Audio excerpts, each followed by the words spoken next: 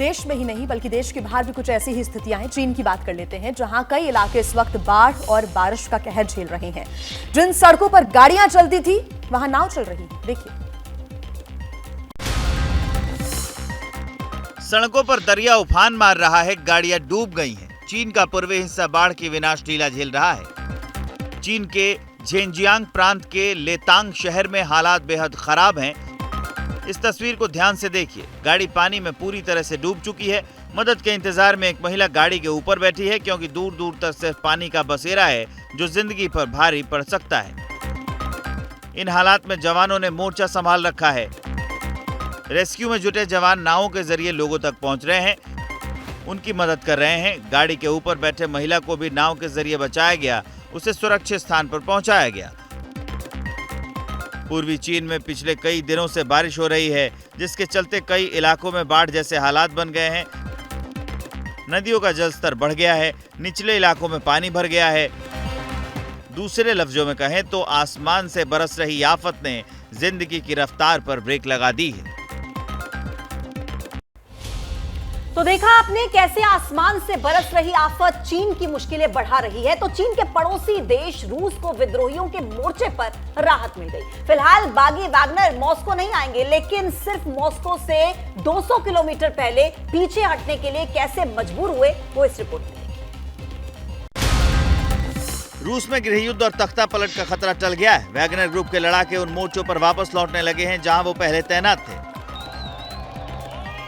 शनिवार दिन भर बेलारूस के राष्ट्रपति अलेक्जेंडर लुकाशेंको वैगनर ग्रुप की बगावत रोकने की कोशिश में लगे रहे और फिर रूस और वैगनर आर्मी के बीच समझौते की खबर आई। पहले बेलारूस ने कहा कि वैगनर चीफ प्रिगोजिन ने सैनिकों को रोकने और तनाव कम करने के प्रस्तावों को मान लिया है। उसके बाद क्रेमलिन ने ऐलान किया कि रूस वैगनर चीफ प्रिगोजिन के खिलाफ दर्ज मामले खत्म कर देगा और उसके सैनिकों पर भी कोई कार्रवाई नहीं होगी।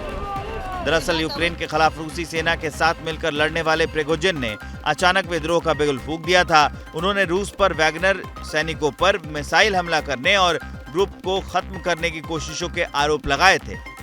वैगनर आर्मी ने शुक्रवार देर रात रोस्तोव ऑन डोन शहर में रूस के दक्षिणी सैन्य मुख्यालय पर कब्जा कर लिया था।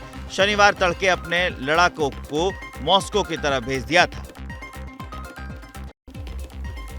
तो कभी पुतिन के बेहद खास रहे प्रिगोजिन ने बगावत से कदम वापस खींच लिए, लेकिन इससे पहले वैगनर आर्मी ने 15 रूसी सैनिकों को गोलियों से छल्ली कर दिया और फिर प्रिगोजिन ने कहा दोनों तरफ से मरने वाले रूसी ही हैं, इसलिए उन्होंने वापस लौटने का मन बताया। यूक्रेन में रूस की सेना के साथ कंधे से कंधा मिलाकर लड़ने वाली वैगनर आर्मी ने फिलहाल बगावत खत्म करने का ऐलान किया और ग्रुप के चीफ प्रिगोजिन ने कहा है कि वो रूसी लोगों का खून नहीं बहाना चाहते थे।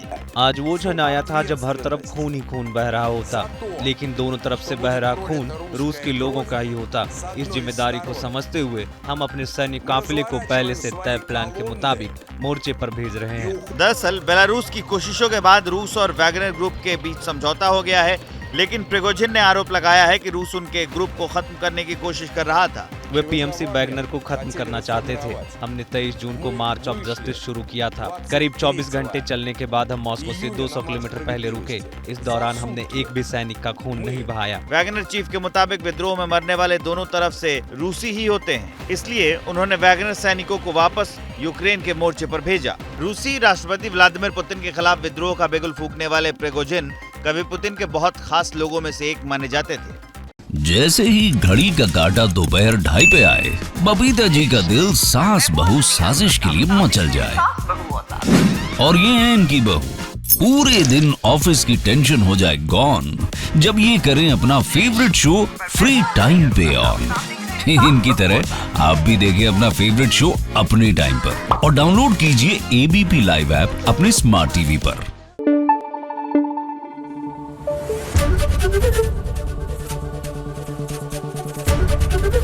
ABP न्यूज आपको रखे आगे।